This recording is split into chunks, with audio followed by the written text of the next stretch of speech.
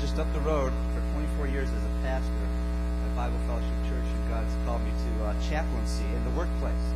So I'm a chaplain like Pastor Gary, but I go into the workplace and talk to people about Jesus Christ. Pretty cool, and they're pretty responsive. If you want to know more information, quick commercial out there in the lobby is more about corporate chaplains of America. Also, I'm getting involved with a new ministry called Mission in Philly, which is a 10-month residency program for ages 18 to 26. If you're about that age and you're not sure about college yet or work or the military or staying home, Mission in Philly.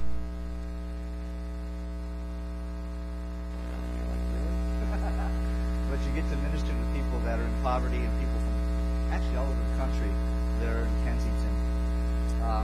I've known Gary and Scott for a long time. Both did youth ministry with Gary as well. Scott I got to know through horseback riding, and if you know Scott, he likes horses a lot, right? Well, this particular thing, we were horseback riding, and we were having a fun time. We were horseback riding, and Scott falls off, and he's being dragged by the horse. I know, that's probably why I didn't like horseback riding anymore, but I was so worried, I didn't know what to do, and then finally the lady came out and turned off the merry-go-round. Yeah. So I owe him that one. Scott's a good friend. Lisa, I appreciate being here. I have a dollar. If you guys can do the slide, first one, keep it right there. Don't move it. I have a dollar. For anyone who can tell me what this first slide is, American dollar. We're good. My son just got married to a Canadian girl over the summer, so you can shout it out. I realize this church you can just start talking. What do you think? Just give me a guess. Some sort of candy? Berry, strawberry, good. What? Potato? Flies, eyeball. Yes, sir, me. Next slide. Wait a minute, he's got a Jets outfit on. How can I give you $1? He needs it. We need it too. There you go, here's $1. Now, Pastor Scott and Gary told me you have to put that back in the offering, so if you feel good about keeping that $1, pal, go for it. It is the eye of a fly. Isn't that interesting? Because I was thinking fruit. How about some more slides? Let's see some different things here. Now, you know, these guys aren't that small, right? It's all what? A matter of perspective, of where you're standing. Now, this is true. There's probably a dog man somewhere on some kind of show. But this is, of course, a dog in a guy's lap. But perspective, the way you're looking at it, looks like the guy, or it's a dog man drinking, hopefully, water. Okay. What's he doing? The guy used to do this. Doctor with the son. Matter of what? Yeah, he used to exactly that. Next one. Now, if you had a little friend like that, would it be cool? You just flick them away or hang on to them. Just a matter of perspective. He's here. He's out there. You've seen that. Could be. This would be cool, but what's he doing? Right. He's upside down. They flip it around. So a matter of how you see it. Next one. Leaning Tower of what? Pisa? And if she has to do this and hold it up the whole time, it'll be a long time. Imagine trying to get that picture just right. So a matter of how she sees it. Next one. Okay, good. So those pictures are there just to kind of help you realize that sometimes we see things differently than they really are. I don't know about you, but I need to gain perspective. I need to gain perspective. Maybe you're here today going, I need perspective on my marriage. Maybe I need perspective on my finances. Maybe I need perspective on God really is in my life and what's He doing. And today, the best book I found on perspective, the scriptures are full of great books, but this book, the next one, next slide, you guys got it? Habakkuk. Now, some of you might have grown up on Habakkuk. Habakkuk, I say Habakkuk. But the book of Habakkuk has given me perspective, actually, a lot this year and even the year before, but it's an ancient book. So if you have your Bibles, go to the table of contents, because you probably don't know where it is. Sometimes I have to do that as a pastor. Go, what is this book? Or you can know the New Testament, Matthew, and go backwards. It's in the Old Testament. Habakkuk. As you're finding that, let me tell you a little background about Habakkuk. Next slide, guys. This is somebody's picture of Habakkuk. Who knows what he really looked like, but some information about him and about the book before we start. We learn about perspective of how we see the world. He was a temple priest. He was a prophet. He was a Levi and a musician. We find out in Hebrews 3:19 he talks about string instruments. And so at the end of the book he sings a prayer. And so we figure that he's a Levi, a musician. The book is written before the book of Daniel. It's written, if you guys remember the Old Testament, the divided kingdom, David, Solomon, and Saul, David, and Solomon were the kings after Solomon. The kingdom divided. The northern kingdom was taken away by the Assyrians. We learn about that in the book of Jonah. Horrible people come down and take the northern kingdom. And then a few hundred years later, 586, Babylon is coming to take the nation because the perspective of the people in Israel has been warped. They have forgotten their God. And so that's the overview. If we can see a little bit more. Just the book. The book is only 3 chapters. It's full of great stuff. 3 chapters. The first 2 chapters is really a question. Usually a prophet gets something from God, right? God speaks to him and he goes tells the nation. Well, this one, Habakkuk's like, he's asking a question. You ever ask God a question? Those 3 chapters is a dialogue between God. I would encourage you to do that. Sometimes we think we have it all together. We don't. Sometimes we think we just got to sit there and listen, which we do. We do that better. I do. But it's a dialogue. The first 2 chapters we'll look at. And the last one is the doxology. That's an old fancy word for praise. When I was a kid, grew up in the church, we sing the doxology. You remember that? It's just a word for praise. So he has a dialogue, and then he has a change of perspective after that. Why Habakkuk? Let's read the first couple of verses, Habakkuk chapter 1, verses 1 following. This is Habakkuk. He says, the oracle, which means a heavy burden. So he has a heavy burden that Habakkuk the prophet received. And he says, how long, O Lord, must I call upon you for help? When you see the word capitalized Lord in the Bible, it's Yahweh. It's his personal name. So he's not just saying any kind of God, but he's saying, how long, O Yahweh, or Jehovah, must I call for help? But you do not listen. Or you cry out violence, and you do not save. Why do you make me look at injustice? Reuben, that's injustice. I've been to Africa. There's injustice going on in the world because you're from a different religion, or a different color. So why? Why do you make me look at injustice? Why do you tolerate wrong? Destruction and violence are before me. There is strife and conflict abounds. Therefore the law is paralyzed and justice never prevails. The wicked hem in the righteous, so that justice is perverted. He's asking the question, in Judea, and what's left of Israel, they turned away from God. There's perversion. The king there now is turned away. There's good kings, there's bad kings. Jehoiachin is the king now, and he's turned away from God. So he's saying, you see all this injustice, God. How long are you going to keep this going? And like I said before, have you ever asked God those questions? Why were brothers and sisters, when I was in Rwanda, because they were from a different tribe, were slaughtered? Because somebody else wanted to do that. I think it's satanic behind it all. That people are involved. Why would you allow that? Why would you allow my mom to have cancer? Or why are some of you in a deep, deep depression? Today you come to find it. Why do my kids not listen to what I said? May 14th this year changed the course of my life. I got a phone call you never want to receive.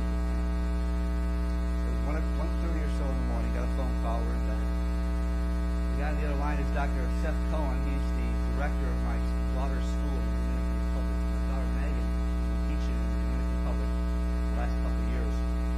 And we get the phone call. He says, this is Dr. Seth Cohen. Your daughter Megan has been in an accident, and she's been killed.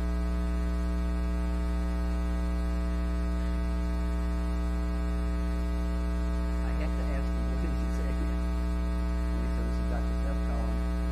Your daughter Megan has been in an accident, and so to be honest with you, I lost it. I lost it that day.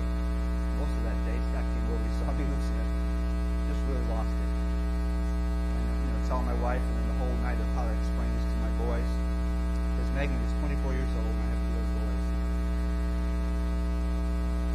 horrible, horrible question. And we've been asking this, and I don't think we're going to get the answer in this life. But why would you take Megan? 24 years old. And I'll tell you what, I have a list of 5 people about to take. I'll tell you right now. Right? You probably got the same list or more. And I'm on that list. Take me. Megan's 24, teaching Dominican kids about Jesus Christ. 3rd grade. Helping out with Young Life Ministry around there. Helping with the girls' ministry called Nueva Esperanza, New Hope, for girls who are born without a birth certificate, therefore they're legitimate, therefore they don't get to school, they go to school, you know the story, right? Poverty, prostitution, because they don't have a birth certificate. And so, I need a perspective. And I've asked the question, why? And I don't say this to make it dramatic, it's because I'm going through this. I still need perspective. And we keep asking the question, why? And he's not answered that. Read chapter 1, but let's read on verse 5. This is what the Lord answers. So, you know what? It's all right to ask why. God, I don't get it. And I'll tell you, I wasn't happy with God. We had a funeral for Megan's celebration service, and I said, there, I've got to put up or shut up. Because I've been teaching this stuff for a long time. God is good, God is love, God is just. He is. God answers, verse 5. He says, look at the nations and watch. Be utterly amazed, for I'm going to do something in your days that you would not believe. Even if I told you I'm raising up the Babylonians, that ruthless and impetuous people, to sweep across the whole earth, to seize the dwelling places not their own. And then he goes on to describe them. They're a horrible, horrible people.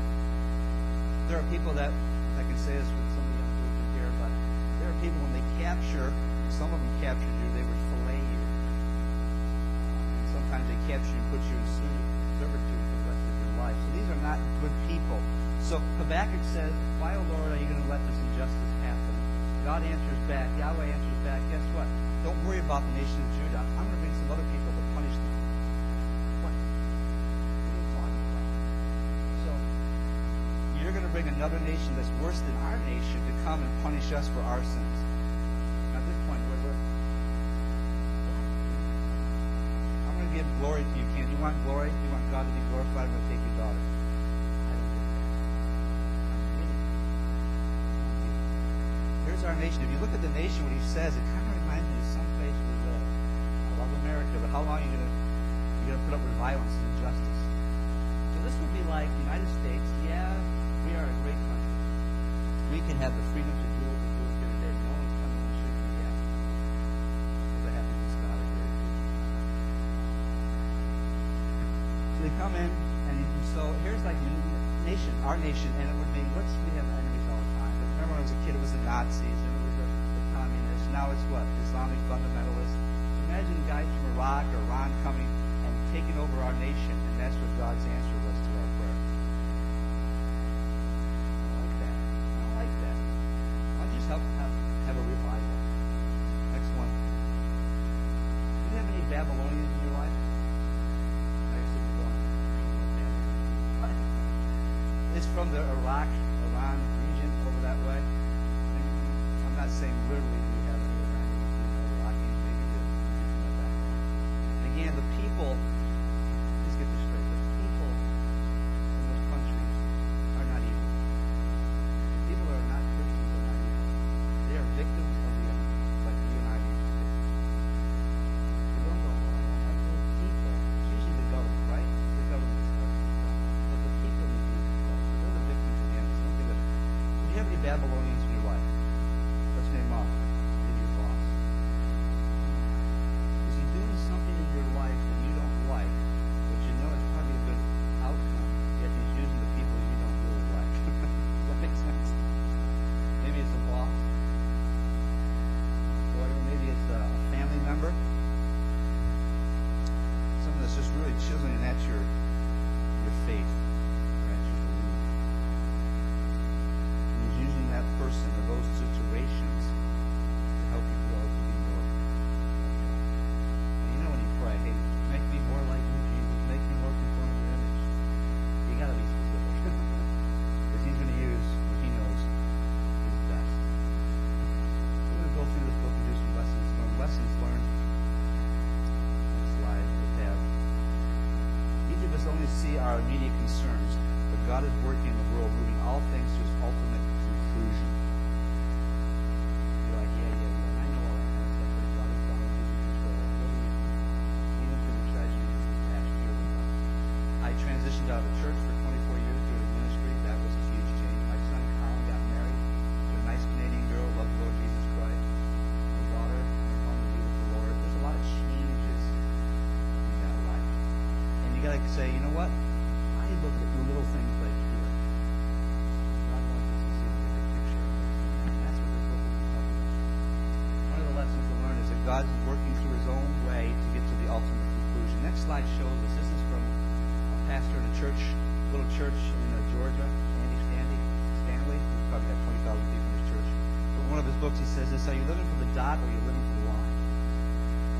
This is what he means. Are you living for the dot? The dot is the now. Hey, when's this guy done? I got stuff to do.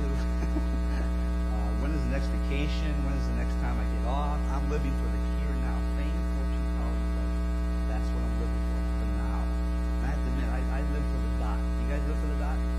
Yeah, we do. We live for the next moment, the next exciting thing in our life. And what Stanley's saying here is don't think about just the dot, but live for the line. And the line is the ultimate historical Jesus Christ. God's in control. It is, a line should go forever and ever and ever.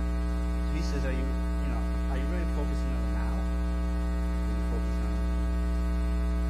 I think a lot of us look at the dot. A lot of us forget. And that's what Habakkuk is looking at. So he says, well, how long are you going to last? This is going to last, Lord? And the Lord says, don't worry, I'll bring some people, the Babylonians, who come and capture you. And then verse 12, this is what he says, oh Lord, look how he responds. I don't always respond this way. He says, oh Lord, oh Yahweh, are you not from everlasting? Verse 12, are you not the line from everlasting? My God, my Holy One, we will not die. Think of his perspective. He doesn't lose perspective here. He never loses a grip on God, because in verse 12 he says, my God, my Holy One. And he says, oh Lord, you have appointed them to execute judgment. O rock, you have ordained them to punish. Your eyes are too pure to look on evil. You cannot tolerate wrong. Why do you tolerate the treacherous? Why do you sigh out the wicked, swallow up those righteous with them? You made them like fish. And then he's talking about the Babylonians are like fish. People are like fish, and they bring nets along, pulls them up, and destroys them. In verse 17, is he to keep and empty his net without destroying all the nations without mercy. So you bring these people in, okay, I think I got it. And then verse 12, chapter 2, verse 1. He says this, I will stand my watch and station myself on the ramparts. I will look to see what he will do to me and what his answer I am to give to this complaint.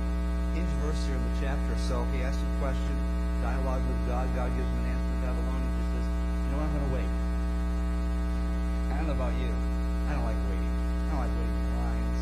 I've been up and down 95 the last few days in Philadelphia. I don't like waiting in the car. I've learned traveling overseas. I don't like traveling. I love traveling. I don't like going 24 hours to get to the country. But I've learned to wait. I've learned to read a book. I've learned to pray. I've learned to think about other people while I'm in the car. To wait. So this is what he does. He waits. He waits on the ramparts of the city. I will stand my watch and stand myself on the ramparts of the city and see how God will answer. This book covers 60 years. It doesn't happen right away. And when we pray for our children in our prayers, Lord, please keep them from the evil one. Keep them from unnecessary harm, because sometimes harm helps you. And God did not answer that prayer. He answered that. Sorry, he answered it. He answered it no. And then one of our Megan's friends actually challenged us and said, did he not answer that prayer to take care of Megan? He did. Ultimately, he did. She's in heaven. No more pain, no more sorrow.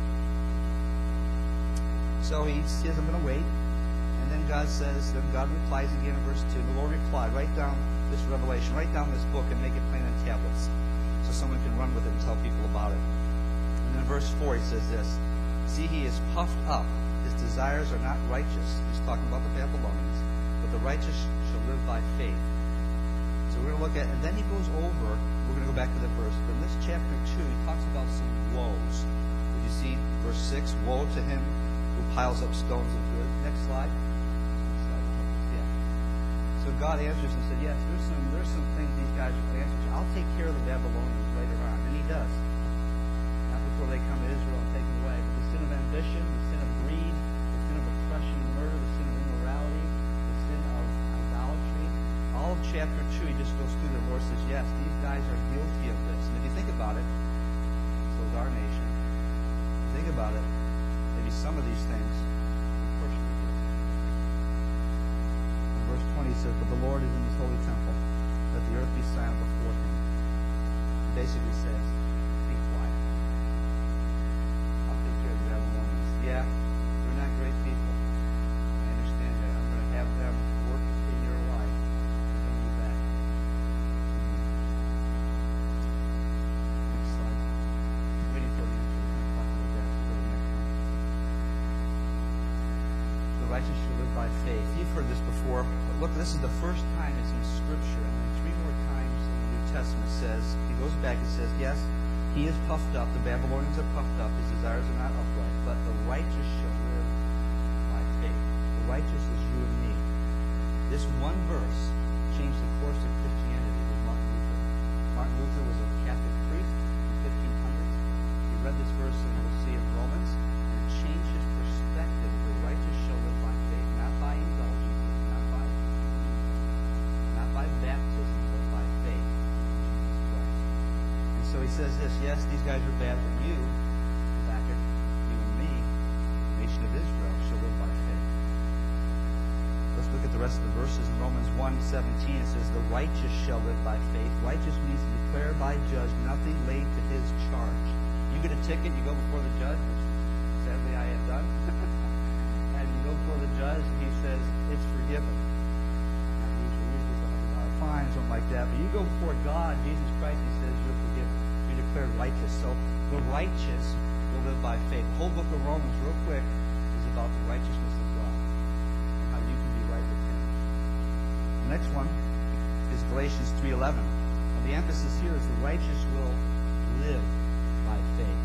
Romans talks about how to do that, get right with God, trust Jesus Christ as your Savior. Galatians comes in and says, hey, you need to live this way. And this is the verse that capsulizes that, Galatians 2:20. For I have been crucified by Christ, and I no longer live, but Christ lives in me. The life I live in the body, I live by faith in the Son of God, who loved me and gave himself up for me. You see, the Christian life is impossible. I'm convinced that for being a pastor and a Christian for so many years is impossible. But the definition someone gave me before is this: the Christian life is the life of Christ. The life of Christ. Reproduced in the life of the believer. And I can't do that, can I? By the power of the Holy Spirit and obedience to God. The Christian life is the life of Christ, not Buddha. God. Reproduced in the life of the believer by the power of the Holy Spirit and obedient response to the Word of God. The Word of God says, love your neighbor. Really? I can't do that. Says, honor your husband, honor your wife, but by the power of the Holy Spirit. I give my life to him. An obedient response to the Word of God. I'm going to follow this one. Next one, you go to Hebrews, and the emphasis on the righteous shall live by what? What's the whole book of Hebrews? About faith. This is great, because in the Bible it doesn't always define things. This one does. Now, faith is being sure of what we hope for and certain of what we do not see. I am hopeful that there is a heaven based on the Scriptures going on that God has told me. So my Megan is in heaven. Have I seen heaven? Talked to a guy at work the other day as a chaplain, walked in, and he's from a Russian Jewish background. He was in the military, probably did some things we know about. And for some reason, at the end of the conversation, he says, so where is God today? I said, he's here. He goes, I said, of course, as a chaplain, I said, what do you think about God? I don't think he's here. I don't think he's here. I think there's a guy prayed in the foxhole in the battle. I prayed. But I don't know who else. I don't think that this Jesus stuff is real. And we had a great conversation. That's what people are talking about out there. But he said, I said, well, do you believe in something in the afterlife?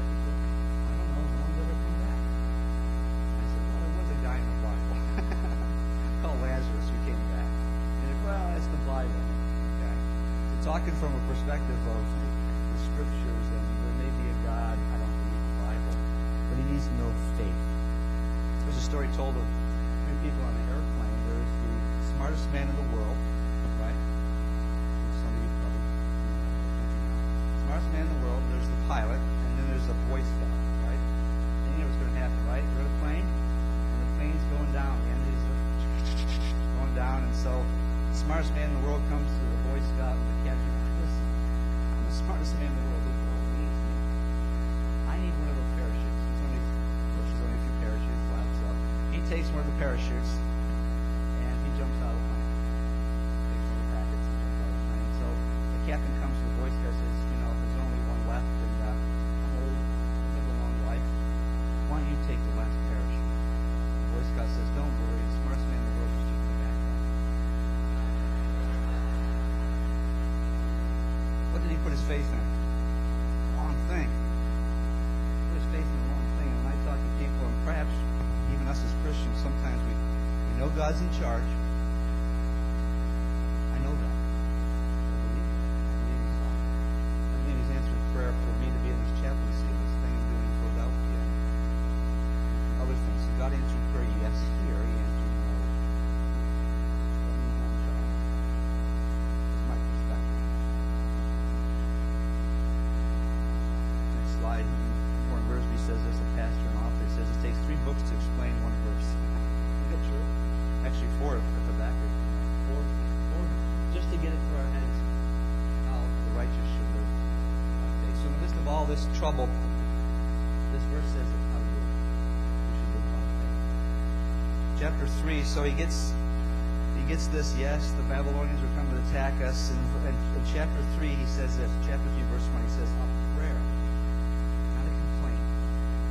Not a list of this is what we should have done, God, because I've done that. God, you should have done this. You should have done this in my job. You should have done this in my life. His response at the end of the book was a prayer. A praise. And I'll tell you what, Isaiah 40 has been a very encouragement for Mary and I. And it says, I cried out to the Lord, He's heard my cry. He pulled me out of the miry mud, the pit, put my feet on solid ground on the rock. And that part of the verse says, He put a new song in my heart. I'm not there. I am on this rock. You know Jesus Christ is who He is. I'm on that rock. That's do I have a new song yet? No, I'm not there. But here's Habakkuk praising God, saying, hey, you know what? Lord, I've heard your fame. I stand in awe of your deeds, O Lord. Renew them in our day. In our time, make them known. And this is what he says, in your wrath, in the things you have to do in my life. Remember mercy. Okay, God, gotcha. I got to learn a lesson at work, my life, family, finances. But yes, remember me. And he does. And I won't read all this for time's sake, but he rehearses the past of Israel.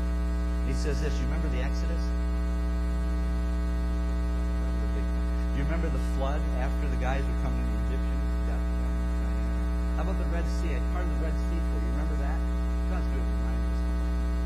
If you're feeling a bad day, just think about what He has done for you. First of all, He saved you for eternity. That's enough. Stop right there. And He reminds them, remember Joshua? I stopped at 200 million for a bad. Yeah, your name, Joshua. It's an excellent name. And He did that for him. And then at the end, verse 16, he says, I heard and my heart pounded, my lips quivered at the sound of decay crept into my bones, and my legs trembled, yet I will wait patiently for the day of calamity. I know it's coming. I know it's coming to invade my nation. Though the fig tree does not bud, there are no grapes on the vines, though there's no olive crops, I will still, and no sheep in the pen, and no cattle in the stalls. He says in verse 18, yet I will rejoice in the Lord. I'll be joyful in my God and my Savior. This is what he says. The sovereign Lord is my strength. He makes my feet like the feet of a deer. He enables me to go to the heights. And he says this for the rest of the Egypt. Some lessons learned. Next slide. 1/3 of the book is a prayer. How would you respond to God? How am I responding to God? I think I'm praying more. I'm trying to be more dependent. We need to trust God in the midst of death, bad finances, questions. Is it okay to question God?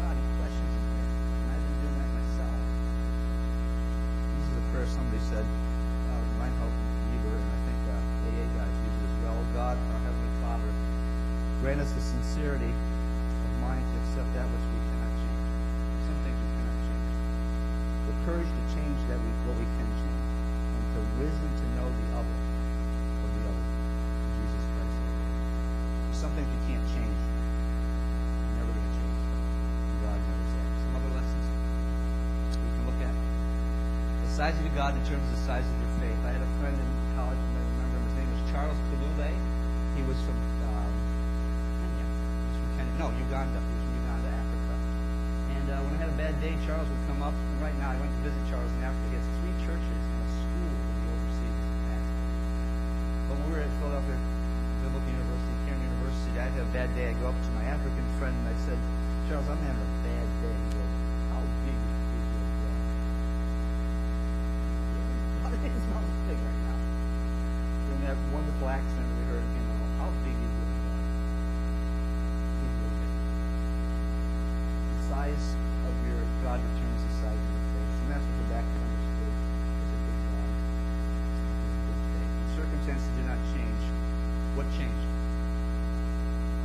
Habakkuk's perspective. My perspective of life, what I thought life should be, has changed.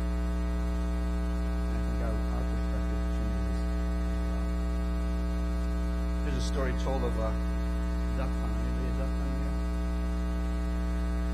Well, what they do, have you ever seen Duck Dynasty? They go out with guns and they shoot ducks. I hope you're all right with that, but they eat them. So there's one guy, he lost his bird dog. Bird dog goes out and retrieves. So he's coming out to do that, but he loses a dog, so he has to find another one. So he finds a bird dog that can walk on the water. It's that cool. A dog that can walk on water, get the bird to come back. She said, no one's going to believe this. I'm going to take my most pessimistic, skeptical friend. Doesn't believe anything I ever say. So they go out hunting, all day, and the guy next to him in the boat doesn't say anything. Doesn't say anything. The dog goes out, but the bird doesn't get to it. It's on top of the water. So they're driving on this truck, and the hunter says to his friend, did you notice anything different today? Anything different about my dog? He goes, yeah, your dog can't swim. Yeah, Josh, what? What was this guy's perspective? He did not look at the truth. His perspective is what he wanted. So I hope you learn today very quickly the book of Habakkuk is about perspective. That God is in control.